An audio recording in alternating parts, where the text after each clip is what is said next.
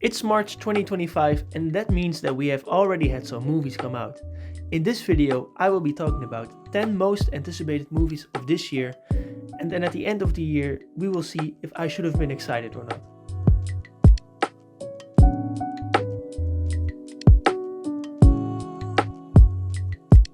Before I will start at 10, here are some honorable mentions.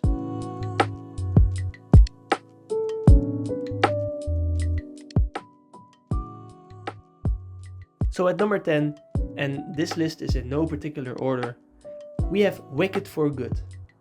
Yes, a year after we had the first part, we are getting a sequel. Like we had with Infinity War and Endgame, the last movie ended with us wanting more, and luckily we don't have to wait long, as it comes out in November. With an Oscar misgrab for Ariana Grande, I wonder how many nominations Wicked will get when part 2 comes out. I'm curious to see how this plays out, as this is when all of the original Wizard of Oz took place. I have high hopes for this movie and I think it will deliver since it was filmed so close to each other.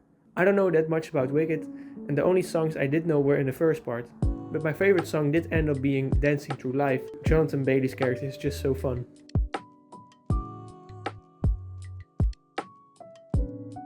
At number 9 I have Superman. After the kickoff that was Creature Commandos, the new DCU will start their movies with none other than Superman. Me being a very big fan of James Gunn, I have very high hopes for this. I mean, my favorite movie, if you check out my letterboxd, is Suicide Squad. The Suicide Squad. And my favorite MCU movies are definitely the Guardians of the Galaxy, especially Volume 2. Now James Gunn has already made a Superman-like movie with Brightburn, but that was a total opposite character, as he was evil and just a child. In this Superman, we will jump straight into a world where a lot of superheroes already exist, which is quite fun. And just look at the visuals. It feels like a comic book, and James Gunn isn't shy with colors. Just look at it. It's beautiful. At number 8, I have another superhero movie, but this time they come in 4. The Fantastic Four, First Steps. Maybe one of the most important movies before Avengers Doomsday. The Fantastic Four is set in the 60s, and in an alternate timeline. Also a vibrant looking comic book movie, it will introduce Pedro Pascal into the MCU, along with Vanessa Kirby, Joseph Quinn, and Ebon Moss.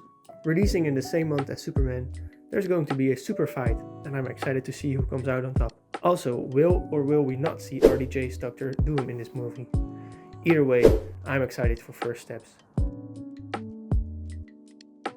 Now at number 7, we have Wake Up Dead Man, a Knives Out mystery. Just go back to my top 4 again. Knives Out is right there. Do I have to explain more why I'm so excited for this? And every time Rian Johnson makes these, the cast is just amazing. This time with Josh Brolin, Jeremy Renner, Mila Kunis, and more. I would have loved it if it came out in theaters, but they're Netflix movies now. At least Netflix gets something good again. I wonder who could have done it this time. At number 6 we have The Bride / Frankenstein. Yes, the monsters make a return. After Nosferatu and The Wolfman, we will also be getting 2 Frankenstein movies this year.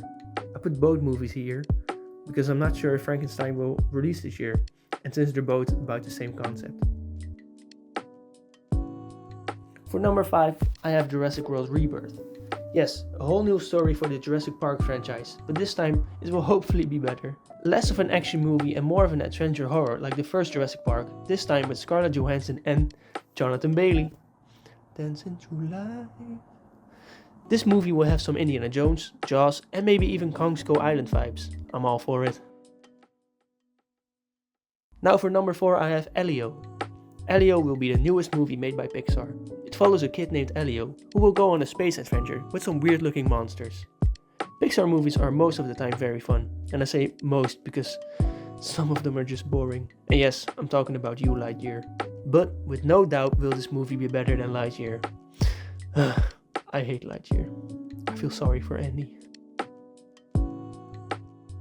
For number 3 I have Now You See Me 3. We have waited over 10 years for this movie. It seemed like they just disappeared like a great magician, but no. Finally, they are back. Those first 2 movies are great, and even though these people are straight up wizards, it's still fun. We don't know much about the movie yet, so I wonder what it's gonna be as a story, but I guess we'll see. For number 2 I have Megan 2.0. Yes, Megan 2.0. The dancing robot doll is back, 2 years after her first movie. I know it's not gonna be the best movie ever, but we're all here for a good time, right? Megan 2 will kinda be like Terminator 2, since she's on our side now, or at least not fighting us. But she will be fighting some new doll named Amelia. And Megan will be getting some new upgrades. Maybe some new dancing moves as well? Maybe dancing through life? And for my number one spot, and yes, these were all in random order, I have Until Dawn. Until Dawn is a movie based on a game, and that game is amazing.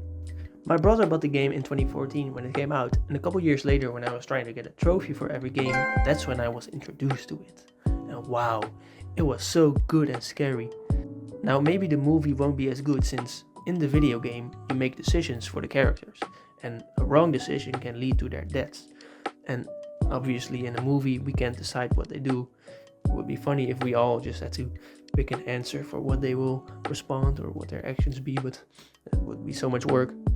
Of course something like Bandersnatch from Black Mirror has done this, but with Bandersnatch I rather wanted it to be a game than a movie. I mean, it just felt like you were playing it, so I also wanted to walk around myself, but that wasn't possible. But I will definitely give this Until Dawn movie a chance because they can tell a story of their own instead of us deciding, and I wonder what they will show us. And it even takes place in the same universe as the game itself. That's why it's on my number one. And that concludes the 10 movies I am most looking forward to this year. Let me know what movies you are all excited for, and maybe even like and subscribe while you're going down there. See you all next time. Bye.